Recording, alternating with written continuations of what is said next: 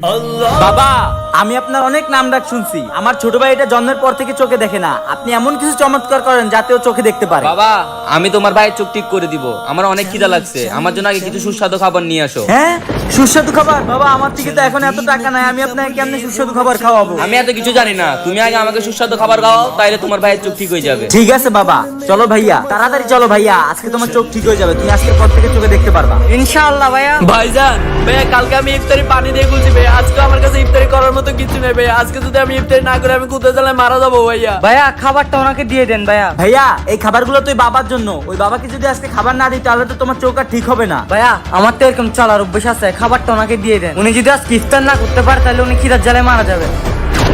বাবা, হ্যাঁ, এটা আল্লাহ তাআলার পক্ষ থেকে তোর জন্য পরীক্ষা ছিল মাত্র। তুই নিজের চোখে চিন্তা না করে অন্যের জীবনের চিন্তা করছিস, তাই আল্লাহ তাআলা তোর উপর খুশি হয়ে তোর চোখের আলো আবার ফিরে দিয়েছে।